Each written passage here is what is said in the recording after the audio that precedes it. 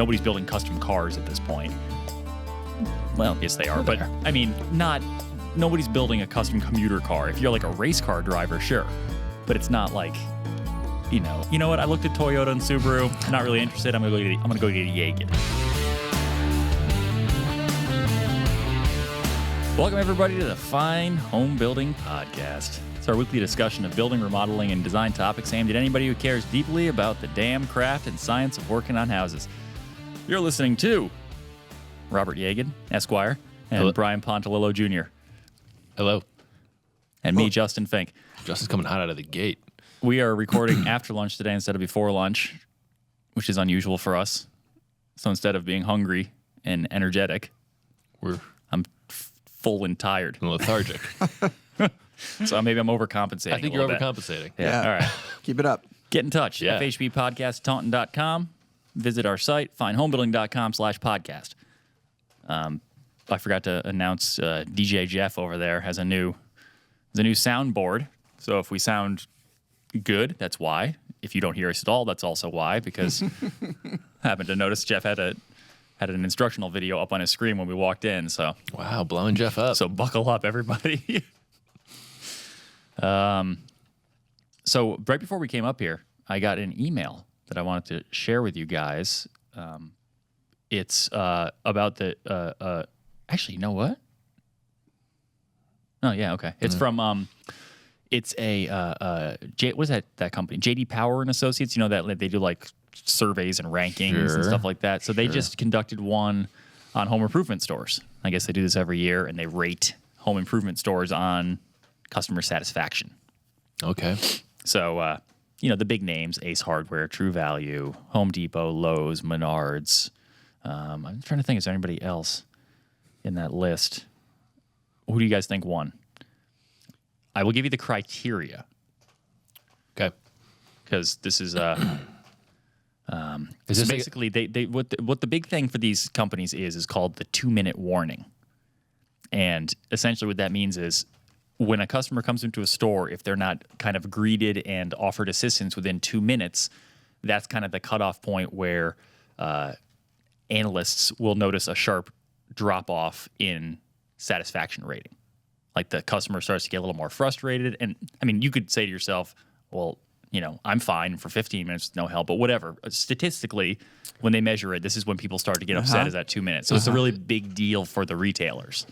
And so that part of what they're ranking on is that. It's a 1,000-point scale that they're using. What is it? Is this a pay to what play? else? Is this a pay to play kind of survey award thing that everyone gets an award and it's a, they get the little crystal plaque and they put it on their shelf and I don't know. there's like 20 of them. I think JD Power is pretty well respected. It's a study. satisfaction study. In the automobile industry, they are. So, Yeah. Okay. Yeah. All JD right. Power and Associates. Yeah. I'm skeptical of awards. Look on. Okay. So I gave you the names. Who do you think? That's the only criteria, or that's one of I mean, the... that's what it's overall Jeez. customer satisfaction index ranking. Uh-huh.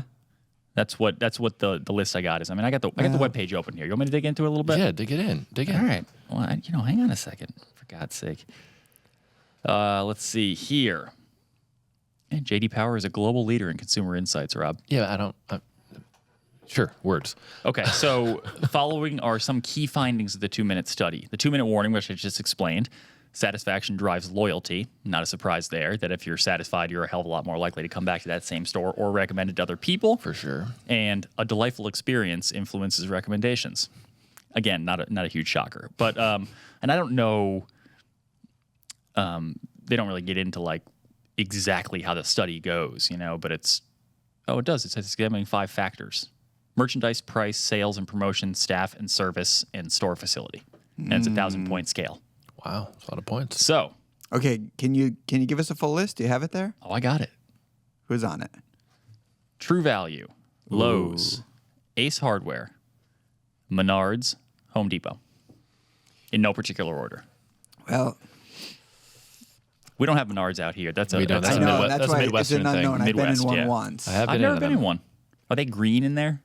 Home Depot's orange and The one I was in, the shelves. I think it might have had a green. It's a green. theme. Is it green, Jeff? I've Somehow never you would been. know. Oh, okay. The- I would have been I sure was- you would know. The one that I was in was a pretty amazing store.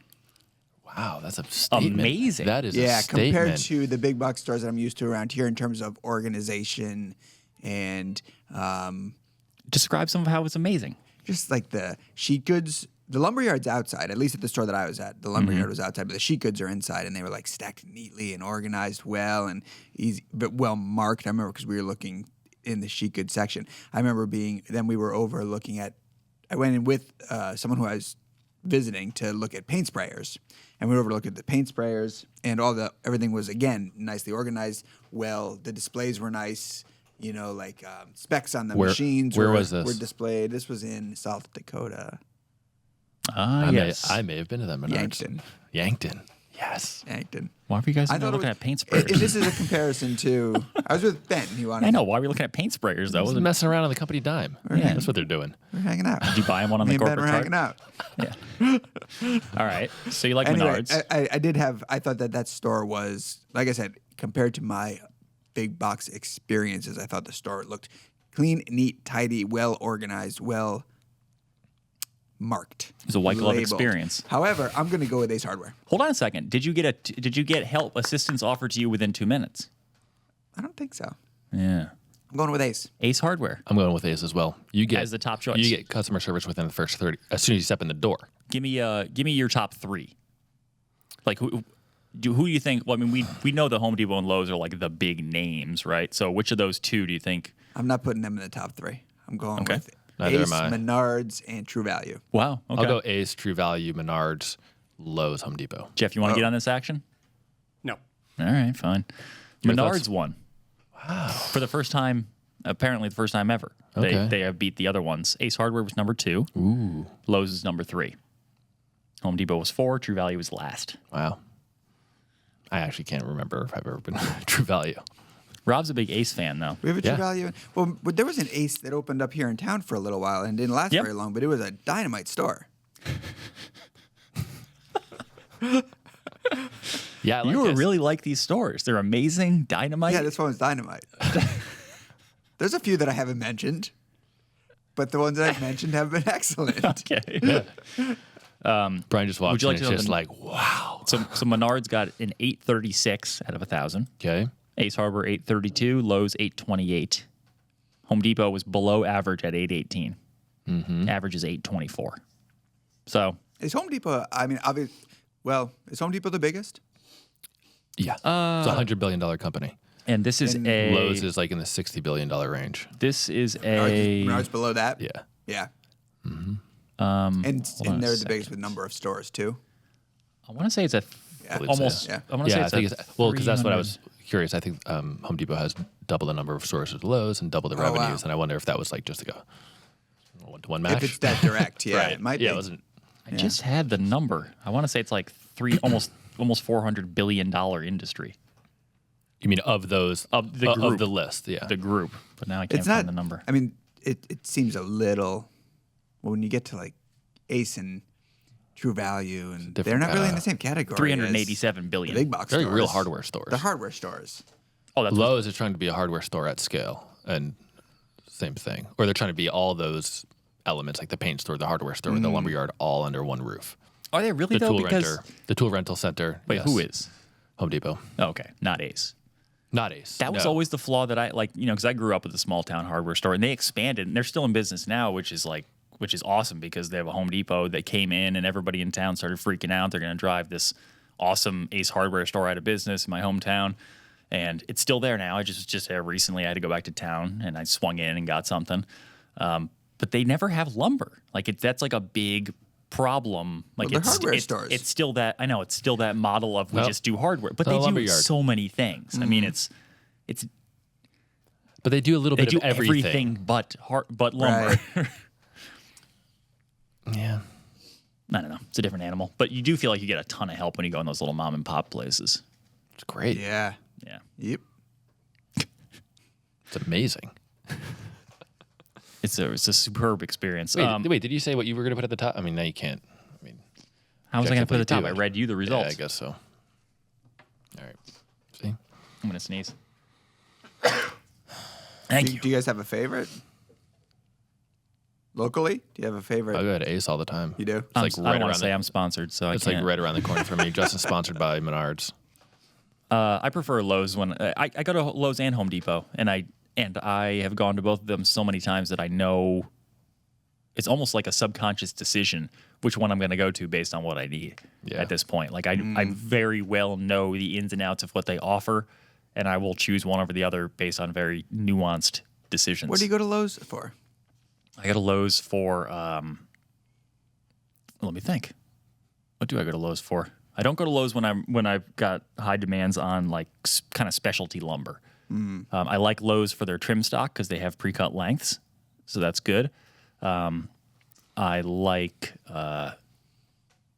getting conventional lumber at Lowe's a lot because I just think it's neat and more orderly and tends to be of a higher quality than what my local Home Depot has. You mean by convention, like framing lumber? Yeah, the dimensional stock. Yeah. But then Home Depot has some kind of alternative products like bandsawn pine and like utility boards and probably has 2 different thicknesses of MDF instead of just one. Like there's a little more nuance sometimes with the range of offerings that they have. And the fastener selection at Home Depot is a little better to me in terms of brands that I like. Is it Home Depot that sells GRK or no? Or Lowe's does not? They might both sell it now. There's one that doesn't. I'm always forced to get the specs. You know how I feel about those specs. That's Home Depot, I think. That's Home Depot. Yeah. Yeah, Spax is really like a mixed bag. You buy a screw set of like Torx head, and you get like half of them are there's Phillips heads in there. Some of them are the Phillips head is filled up with goop, so you can't even use it. It's bizarre. Anyway, GRK all the way. Justin sponsored. Don't take anything he says with credibility. You guys want to talk about this New York Times piece that we just we're talking about off air? Yeah. Wish I could get it up. The New York Times piece. Let's see.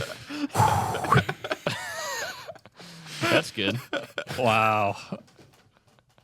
That's a showstopper. The Michael Scott moment.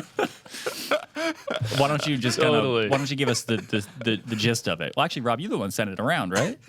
Yeah, I'm trying to pull it. It was essentially about Here again, it's like it's not a new conversation. There was an article. I believe the digital headline was like piece by piece, housing piece by piece, and it was really.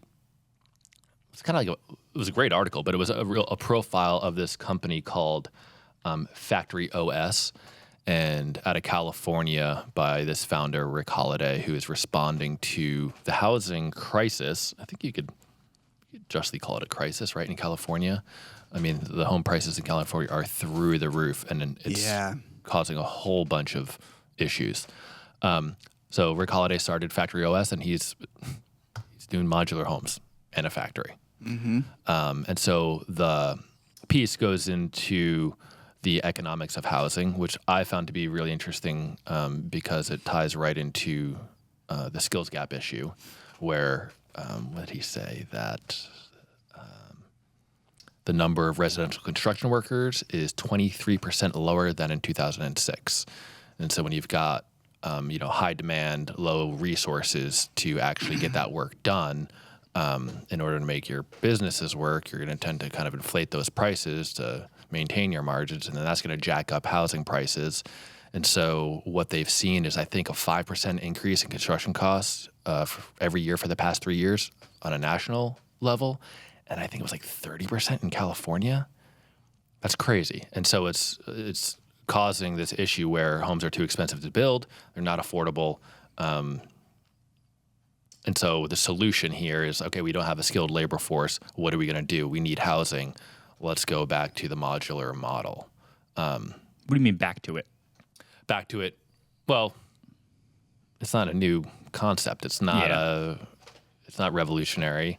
But we didn't start there and then go to building in the field or anything. There was It's a- not. No, in a but way- actually, well, in this piece, they talk about how I think it was like in 1638 they were like floating, sailing pre-built kits, houses and buildings to America, for assembly. So I mean, it's an old kind of idea, and then they've got images over in Europe, I think, like from the 40s, where they've got just pods that 40s and 50s pods that are just being kind of stacked on top of each other for the efficiency of building. And so it's not a new concept is what I was trying to say, but seems to work great for like apartment building kind of concepts because you can just stack levels and then kind of dress them up on site. I mean, they were definitely addressing residential and single family homes, but I mean, such a huge part of construction is the commercial side. So he's responding, and they profile a couple of other manufacturers who are really taking kind of commercial infrastructure and multifamily housing and apartments, bringing that into focus and responding to that. But I gotta tell you, when we were looking through the pictures of that on that article, did anybody else notice like they're showing the outside of a wall with house wrap on it and the windows installed and taped, and I looked at that and it was like it was refreshing to see that everything was installed correctly. Like on most job sites I go to from very high end builders, they don't install the windows correct, and these guys in the factory did it correct. And one of the things they were talking about, or one of the things in the conversation that came after or was part of the article, or happened in my head, I don't know which, is this idea that you can just train these people. They don't have to be builders. You can train people to just understand their portion of the build in a factory. They don't have to know how to do anything else about building a house. They just know how to do their thing. They're little, yeah. And, you know, so they're installing windows correctly because they don't know any other way to install windows. Right. They never got taught by anybody except the manual in the factory, do this. So if you extend that out, you know, maybe that model works really well because you don't need to be a skilled builder. You just need to understand your role in that process. Which could really ease a lot of things in terms of the labor shortage. Obviously, I'm not as much of a fan of that because I think that there's kind of hidden problems that come down the line, like who's going to remodel and who's, you know, what if somebody wants some level of customization? Are we all going to end up living in the same house? You know, or am I in, you know, house model number 132 and you're in 277? Well, I think we talked about this too. When you talk about I mean, we're kind of focused on custom homes, right? But when you talk about like the housing industry, you're talking about that. We're talking about a house design, you know, 102 that has been built 30,000 times. Well, you know, like, and the truth is that when you drive down most residential streets, you're talking about that. They just don't have numbers. I mean, you show me the outside of a raised ranch house, and I will tell you the location of every room in there without even going inside, because they all. I mean, there's only like one or two. If you called me up and said, "Hey, I want to remodel my kitchen," like, what kind of house do you have? I have a raised ranch. Okay, here's your options. You know, we can take this wall down and join your living room, you know, your kitchen with your dining room. We can leave that there. We can put the table in this spot. It's like the same layout every time. Yeah. Back doors in the same place, refrigerators in the same place. So I guess you're right in some regard. We're already there. But I mentioned this to you guys. I'm curious if you think that there would still be a market for pre-cut houses, but not factory built. You know, like, because we have these assembly lines where, you know, you have workers, and they talked in the article about, you know, let's say like a floor being built, and there's a worker on top of the floor fastening sheathing down. There's another one on the underside who's running plumbing. So like they have the ability to kind of tackle it from multiple directions, a lot like you would in a real build. But I'm wondering if a better use for that really high-level customized technology is like, you know, I've designed this house in a computer. I run it through a program that now tells me the length, width, and dimensions of every single piece and part, and then can sort through a stack of lumber, grab things, cut them to length, label them with a little stamp, package them up, and ship them, you know? And then does the person on site who does the assembly work, is the burden on them a lot less? I mean, not like that's a new model. Certainly the kit house is an old thing, but I just wonder, I mean, why is it that factory-built houses seems to be the thing that everyone wonders when it's going to take hold, but the pre-cut house doesn't? Like, where's? I'm asking because I don't think the pre-cut house. I mean, it's all about the actual construction and the assembly. And so when you could, you know, go to the site and have that house dropped off, all parts labeled, pre-cut. Yeah. I guess that would reduce the construction time some. it would reduce the skill that was necessary to actually cut all those pieces accurately. So you're going to get some efficiency there, but you're still subject to all those other elements of a normal build, weather delays and human error. I think you're going to need more of a generalist, I think, like that. You're going to need a framing crew. You're going to have to bring in that other subcontractor I don't think crew. so. Just for assembling parts? But what happens about the plumb? What happens? Okay, so you're talking about the frame. What about everything behind that? Well, if you design the house smart, a lot of those things become really easy. But what they're saying, and what this article is saying, is that it gets into that brokering risk aspect, is that, and that gets into the inefficiency and the productivity that we'll get to in a moment. But they're saying that you could eliminate that whole process, like the bidding process, the subcontractors that need to, fall into line and schedule. And if there's a rain delay, all of a sudden the whole schedule gets blown out. Costs are fluid, and what they're saying is like we're just going to eliminate all of that, control every aspect of this process. We don't have a skilled labor force, so we're going to create these very specific jobs where one person is going to nail subflooring. That's all they're going to do. Another person is just going to lay some pipe, and the other guy's going to crimp it. And it's in a warehouse. You're reducing the elements. Sure. Everything is planned. It's probably a lot of it. They probably are layering in that component where these studs are already pre-cut. They just go onto a rack. They get squared up. They get nailed, and they move down the line. Right. And so they're addressing like the economic factor and the skill factor, and they're trying to race to the bottom is not the right term. But it's Race to the bottom might be the right term. Well, it's not addressing skilled training. It's like, okay, let's not invest in that. Let's invest in infrastructure, and then essentially eliminate the need for a skilled labor force. Well, but Step one is to employ people at a significantly lower rate. So like they were saying that these factory workers are getting about $30 an hour, which is half the rate that they would get if they're working on a crew out in the field. But some of the workers enjoy that because it's consistent. And you say $30 an hour? $30 an hour. You think workers in the field are getting $60 an hour working on a framing crew? They were saying in that area. Oh, okay. Yeah. Remember, construction costs have been going up through the roof. So that's step one. But what is phase two? Phase two is like, well, let's get rid of the worker. Right. Let's just invest in the bot that's gonna or the rack that is just gonna automatically have 20 nail guns across this whole rack, and that's just gonna knock out the stuff where we need one person. We don't need 2 people. So it's like it's just a shifting way of building houses. And what was interesting about this, and I think this is what got people. This was a topic of conversation around the efficiency and the productivity of the way homes are built, where, I could read, should I read that paragraph? Because Yes. It's pretty interesting. That's what launched the whole fired up conversation after, where Brian got into it with Martin Holiday. So it says, the global construction industry is a $10 trillion behemoth who structures sorry, my computer just fell asleep. So the global construction industry is a $10 trillion behemoth whose structures determine where people live, how they get to work, and what cities look like. It is one of the world's least efficient businesses. The construction productivity rate, how much building workers do for each hour of labor they put in, has been flat since 1945, according to the McKinsey Global Institute. Over that period, sectors like agriculture, manufacturing, and retail saw their productivity rates surge by as much as 1,500%. In other words, while the rest of the economy has been supercharged by machines, computers, and robots, construction companies are about as efficient as they were in World War II.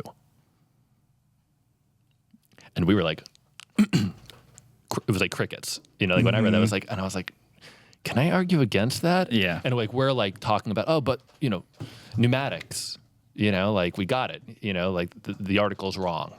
But it's like in reference to manufacturing, we talked about what is the manufacturing line on an automobile line look like these days? Yeah. Or what does farming look like, in terms of GPS coordinated combines and whatever. Fill in the industry, fill in the technology. It's like largely we're showing up on a dirty site and we're building homes piece by piece. Yeah. How much longer we got doing that? Yeah. And I don't know if it's is it sad that that workforce has gone away, or that culture has gone away and has gone the way of technology? And yeah, we still need housing, so the solutions are going to be technology based and not based upon solutions that were appropriate pre-technology. Like, is that just our nostalgia kicking in and saying like, man, I want workers out there. I mean, I do, obviously, but it's an interesting conversation. And then we had, I don't know what the arguments were counter to the point about efficiency and productivity. I find that to be a very curious part of the article, and I guess it's not surprising. And I mean, next to a 1,500% increase in productivity, any gains that the home building industry has had are going to look small. I'm sure that that we can build a lot more efficiently than we were around World War II. You mentioned pneumatics. We have products. We have roof trusses and engineered floor joists, things that are straight, things that are pre-assembled when they come to the job site. We have cordless power tools. We have a whole lot of things. We use sheet goods instead of planks for sheathing. How about just stuff like that. Sheetrock. But maybe those gains again compared to 1,500%, maybe those gains of 100% efficiency, even that would seem, even 100% increase would seem like nothing next to that, and that's the way the article kind of phrases it. Right. Also, we've complicated the heck out of the houses. So in this, the first thing that came to my mind, first image that came to my mind when I read that paragraph was Larry Hahn. Yeah. That was the first thing I thought of. Like this guy who was framing a house a day in that time when efficiency started to stand still, and the way he was framing a house. And I thought, okay, give Larry everything now that we have now, give it to him and see if he's more efficient. And I thought he'd have to be building the same house. Yeah. He couldn't be building the McMansion with the unnecessarily wild roof lines. Oh my that God, would slow, the roofs. that would slow, even though you bring in the trusses, slow everything right down. He was building simple, single-story gable-roofed houses. Yeah. Right. So does that speak a little bit to a solution besides going into a factory, besides automating? Does it speak to a solution for solving the affordability of housing situation? Maybe it's just a movement back towards something that's a little simpler. On paper it does, but there's not enough land. So what happens is they have to figure out how to go up on the same piece of land and cram more in for each You're talking parcel about of land you have. current conditions? Yeah, That's what like you're saying? if we're talking about like San Francisco, which is I think what this article was mostly trying to it tackle, was in that right? area. Yeah. Well, it's like just all those like urban centers that are just booming. Denver's booming. So that's like the way in which houses are built, like, the sawdusty side of it. What they were talking about, I think what we were talking about earlier is the workflow and the system. And they were talking about how homes are so expensive because you have all these subcontractors who are putting margin, fees on top of their service to give themselves a buffer zone, Right. And it's like, okay, so you have one house, but how many other organizations and companies are tied to the success and the production of that house? When by the time you get through the framing crew, the trim crew, the painting crew, the tile setter, the septic guy, the roofer, you know what I mean? The mason. And like what they're saying is like that has lag, that has cost and efficiency into it. And, they're flipping to this model because they're like, we're going to do away with that whole approach and we're going to control all of it. And we're all going to do it in one line under one roof. Yeah. And so I think that's what the big shift is. I mean, yeah, they're still using pneumatic nail guns and probably all the same products that are being used out in the field. It's just like the process of construction. Sure, but you said this right at the beginning of this discussion. This is not new. No. People have been telling us for decades that this is what they were going to do and what was going to happen. Yeah. Oh, and for whatever reason, because factory built houses do seem to have, there seems to be some benefits to doing it, but for whatever reason, We're not. we're not. Well, it's just, we're not. It's kind of like, I think what I said in that other podcast, the Tim Fowler show, it's like as soon as it becomes like an economic impact or disruptive to some kind of, to your account, you can't buy a house, then okay, people will start to care and pay attention. Can you tell people about that podcast? Because we didn't mention it. Oh yeah, so was that last week? I didn't listen to it yet. The Tim Fowler show. Tim Fowler is an industry guy. He does a lot of he does a lot of training and for spec builders, and he's been around for a long, long time, I think. Yeah, actually, I didn't know of him. I mean, I knew of some of his work, but they invited me on. Steve Wheeler is a producer on his show. They just started a podcast called The Tim Fowler Show. And they invited me on to talk about Keep Craft Alive. And so that aired last week, I think episode 9, where I just... Faller or F-A... Okay. L-L-E-R. So go check it out. Check it out. It's a cool show. And he's got I think they're up to episode 10 or 11. They'll never catch us. They'll never catch us. We're ahead of you. But yeah, check it out. It's a good show. I asked Justin what did I say? I sent you a note and I said, did I screw up? I didn't even know you were going to be on the show. So I was like, what is this? I didn't hear anything about that. Yeah. You guys want to do some questions? Did we resolve that? I feel like we didn't. No, we're not going to resolve it, Rob. I feel like we didn't put a period on the end of that Big sentence. question. We might not have. Well, you said obviously you want to keep workers in the field, in the dirt, building a house piece by piece. Why is that? Well, Just because you like it? well, there's two things. It's this whole Keep Craft Alive thing and this whole skills gap thing. If there's a genuine lack of interest or awareness for people to get into the trades, and we just don't have as many people who are interested or find value in working with their hands, all right, like we're smart, we're a culture that could solve things with technology, and we'll just figure it out. And it might be modular homes, it might be robots framing walls in a factory. Sure, okay, cool, open-minded to that.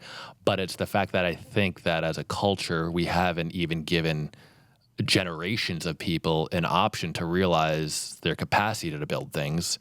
And so I think that there's a whole bunch of people who might be shying away from the trades because they feel like that's not success. That's not going to be an easy valuable livelihood, or I'm not going to find joy in that. And it's like, well, I just want to give them an opportunity to pursue it if it actually genuinely resonates with them. And I don't think we're doing that enough.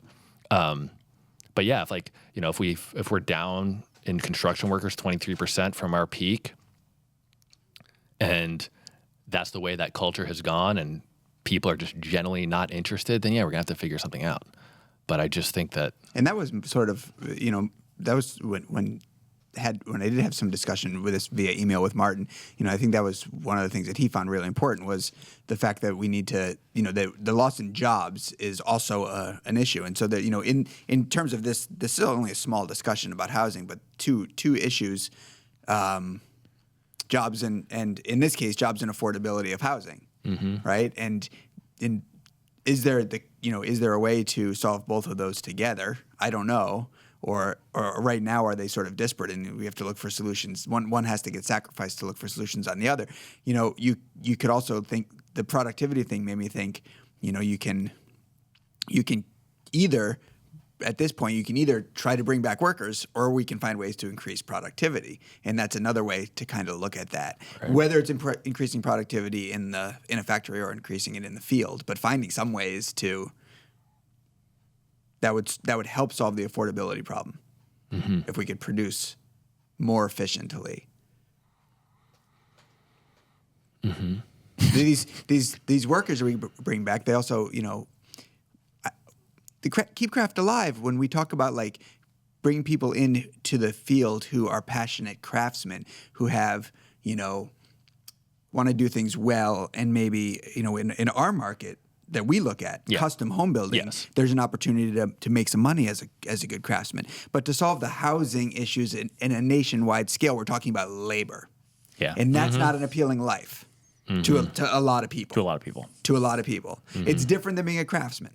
Yes. Yeah, for sure. And I would argue that even if you went to the factory housing model, that the custom builder's not going to die. The custom builder, it's such a small market. Yeah, in the grand scheme of things, and it will be there. Yeah. Our market will be there. Well, for a while there would be somebody there. I mean, nobody's building custom cars at this point. Well, yes, they are, but I mean, nobody's building a custom commuter car. If you're like a race car driver, sure, but it's not like, you know what? I looked at Toyota and Subaru. Not really interested. I'm gonna go get a Jaeged. In his little shop. He's going to build me a one-off. You're going to get an Aston Martin. But I don't know if it's comparable. Well, it is eventually. I mean, cars are an assembly line, right? They're a mass-produced thing. So you could extend housing way out 100 years, and maybe at that point, 99% of housing is in the factory. Right, but I'm thinking of the economics of it. I would have to imagine that a custom car would be 10, 15, 20 times more expensive than a car that you buy at a dealership, where a custom house is what? 10, 15, 20% more expensive than... Where are you getting that number from? Because the custom doesn't bring up market value. Not Square footage brings necessarily. up market value. But the cost of making it happen. But that's not the cost that matters to the buyer. It's the market value, the cost you're going to pay for it. Right, but if the builder can't sustain that price, then they no longer exist, and the market dies. You can't get rid of one without the other. Right, but that doesn't mean that the comparison works. The jump from a custom car to jump from a stock car to a custom car, a spec car to a custom car is huge. In housing, it's not that huge. Right now, it's not. I'm saying Right in now, 100 it's not years, that. it could be, though. If the spec house price came down, Or if they figured out the ridiculously. factory to such an extent that it was just crushing everybody else's, it made everybody else look ridiculously expensive by comparison. Like, hey, you want a custom house? I can build it for a third of that cost in my factory. And it might be like, yeah, send me your plans for the custom house. I can still build that house for you for a third of the cost. I mean, I don't know. So our first question today. I was going to keep going. I was just know, going to but- just shred Brian over the comment about that's not an enjoyable life too. All right, let's do it. Go ahead. Well, it's We don't have to do questions. I mean, it's my show. well because that's an opinion. Is this thing on? And I'm just trying to think of the people that I've encountered who work on houses of that. I don't think people find value and joy in working on homes that are only architecturally designed, multi-million-dollar projects, really fastidious and technical. I think people who have found a trade that they just enjoy doing, plumbing, for instance. Like, does a plumbing job matter if it's, this huge 3,000 square foot house with mahogany doors and custom crafted windows? It's no, there's this thing about plumbing that resonates with them, and they make a really good living at it. There's actually, it's a good point you make, because there's instances where I've seen builders be annoyed that you want them to do something custom when they just want to do what they do. Like when we're on site with that passive house, the builders were like, this is so annoying, all this stuff we got to do. I just want to frame a house. Like, they're not into there's it. something There are those guys. Oh, especially framing there. For instance, framing is there's joy in speed when you're framing. Yeah. And making sure that it's all tight, but it's that's just part of it, I think. There's always a balance, I still think when you bring up that plumber, though, I still think you're talking about the guy who cares a lot, loves plumbing. And I'm not saying that there's no joy in plumbing, that there's no joy in framing, any of these things. But you're talking about the guy who loves it. He's probably a business owner or works for a really good business and has a nice position there. There's still a difference. And imagine not anyone that we are thinking of in terms of home building. The people who are building houses for production companies in the desert, where the houses are just expanding out. They're going and they're grinding every day. They're building, they're framing walls as fast as they can, as quick as they can, working long days. They're not thinking nothing about what that house is, what that house is going to be, because it's just the next model of the same house. That's very different than anything even close to what we're talking about when it's I don't think it is, though. I'm thinking like Tom Cardillo. Like, Tom Cardillo goes and knocks out a house, and if he could go to a house the next day and knock it out. He's a plumber, by the way. Yeah, sorry, he's a plumber. It's that's what he does. Don't you think Right? he would be excited to work in a house that had some high tech, No, because it's hydraulic about radiant system with cutting edge tools and maybe, but in talking to him, it's just about his work, and he just likes to do his work. He likes to do a good job. He likes to do it neat. It doesn't matter. The actual context of the job is actually irrelevant to him, because he's been charged to do something, and he's going to do it. He's a business owner.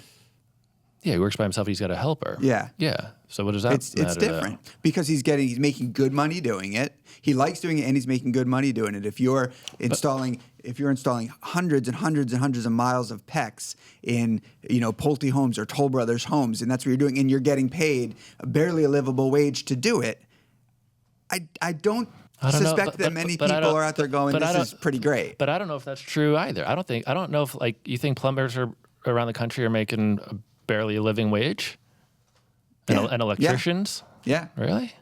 I don't think that's true. I have no idea. If they're not business owners or working for good companies, carpenters are. Yeah, wages. Well, carpenters cost of living is pretty expensive. Carpenters are notoriously paid lower than any other trade. Well, anybody who's not because you call yourself a carpenter show is getting enough money to get by. They're not like rolling out in a Rolls Royce. It's not. Yeah, but they're making an hourly wage. But if you want to roll out in a Rolls Royce, then start a hedge fund. Like, what are we talking about right, here? I know. It's realigning expectations. It's realigning expectations. It's realigning values. And it's like if you enjoy working with your hands, you can make a good living. And if you want to be a business owner and work for yourself and be a plumber and do that work and then charge people $100 an hour, you can do that too. But if there's not enough people that want to do that, and we still have a shortage, then we have to find the solution. But to say, it's not viable. Right. Is like the issue to me, because we're saying Justin likes working on houses, and I'm going to say, it's not viable. And it's like, well, yeah, it is, because you can make of what you want. Just like in any other industry, you could do whatever you want with it. It's not viable. Well, we are. If we're saying that you can't make a living, you can't. It's hard. It's not. You're not going to find joy in it. I don't know. I don't. What I'm getting at is that I don't know that to build the number of houses that we need built in this country so that houses can be affordable. To solve this affordable housing problem that we have around the country, and to keep up with the pace to keep up with the demand. Mm-hmm. Like almost any industry that has that kind of demand, there's going to be a need for people. Not everyone's going to make a living wage. Yeah. It's not going to happen. No, for sure. I get it. That's what I'm saying. And so being that guy, that framer, I wouldn't tell my son to be that framer. What if your son was like, I love it? What if your son is like, I love getting into my truck, showing up at a job site, knocking it out, and then moving across the street and knocking out another one. And I'm going to buy a modest home, and that's just what I'm going to do. Then I'd say, great, of course. But I don't know that there's. But you're going to tell him to go into, because here's the alternative. And this is like the perpetuation. We're going to say, you know what? You should go into finance. You should go into medical research. You should go into technology. And it's like, go into finance.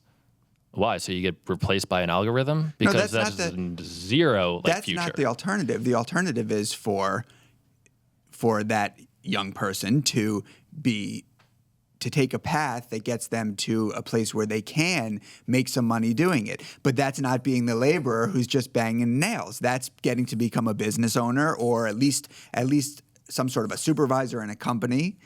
And so that then they can afford to buy a house. Because you said buy a house, and you got to be able to afford to buy a house. And you're not doing it on $12-15 an hour or whatever the just above minimum wages for the labor that we need to build this many houses. I think you're not doing it. I know. I think that's an issue, though, because you know what? He should be a framer. He should definitely start framing. And then in 2 years, he should try to be the lead carpenter. And then in 2 years from that, he should maybe think about going on his own and starting a crew. And then it's just like any other industry. It's like, yeah, you could be the $12.50 guy to show up and just mail it in. But it's not like there's not opportunity there to, like what you're talking about is like you want a successful career path.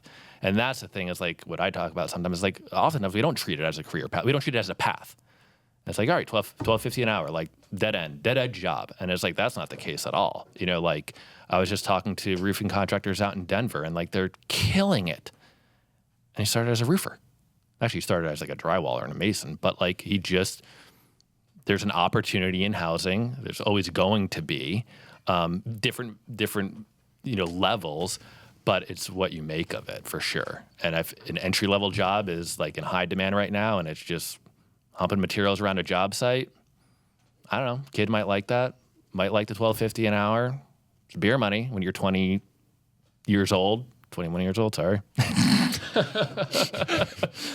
You know, yeah, but I do get your point that like there's a demand issue, and there's always going to be a mix, I think. Well, and if like this manufacturer thing is not like the silver bullet solution. There's always going to be a mix. And if we need that 25% of these professionals that have left the industry to come back, and we can't offer a wage that is worth coming back for, then it's time for to move towards other solutions, which might be building in the factory, automating that process. Right. That's what I'm getting at. And you know what?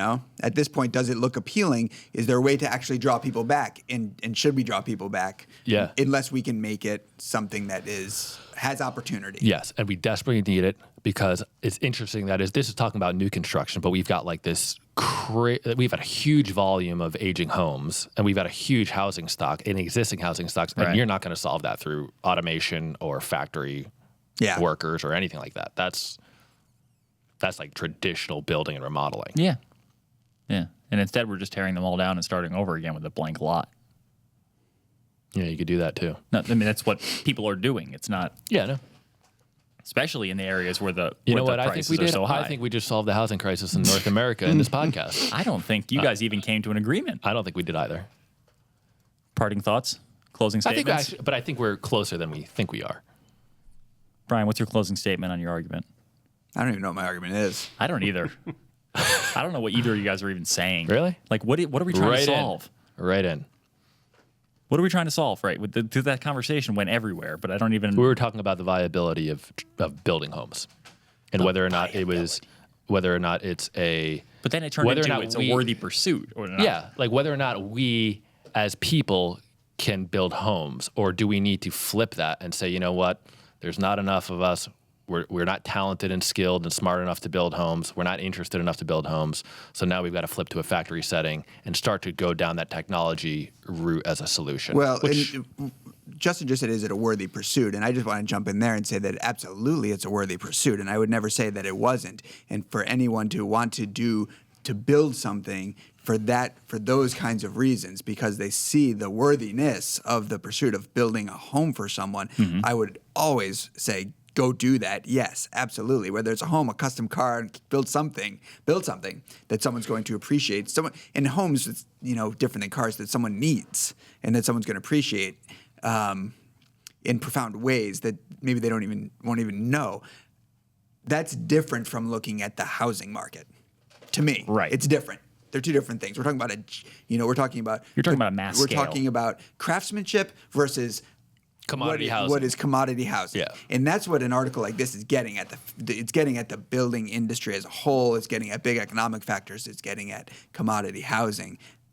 Very different than what we publish in the pages of Fine Home Building in some ways. Yeah, that's the other aspect of Keep Craft Alive. Like, we are talking about a preservation.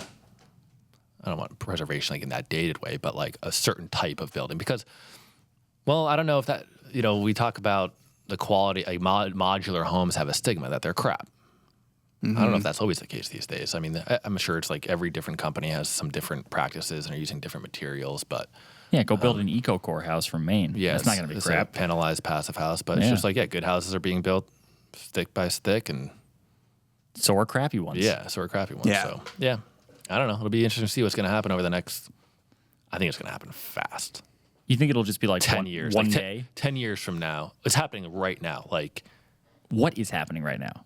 Like a housing crisis and like an economic disruption and an affordability issue. Like, it's happening in California, and I don't know if it's because of those hubs. There's lots of. Because there's so many California companies. is like the 5th largest economy in the world. But I've been reading articles, a couple months ago where they're like, there's a nurse who makes almost $100,000 a year. She has to live 2.5 hours away from Santa Barbara or something like that because she can't afford anything closer. Yeah. Take all that money and focus on the transporter technology. Then you can live anywhere.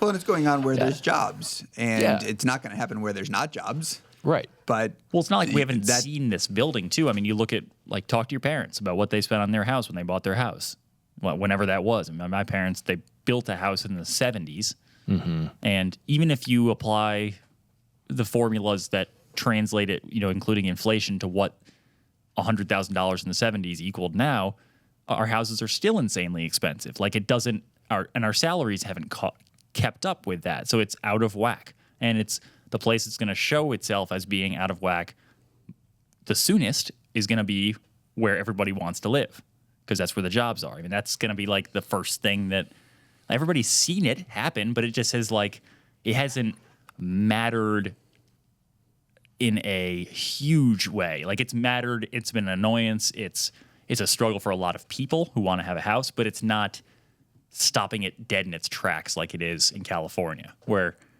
I can't do it because there's nowhere to live for what I can afford to. Like, you want me to work at your company, I love the opportunity. You're not going to pay me enough, or you can't even afford to pay me enough for me to be able to live close enough to work to make this happen. And the whole thing just goes into a cycle and it falls apart. Like there's, it's not sustainable when you get to that high level. But what you're saying is that just the precursor to it not being sustainable anywhere?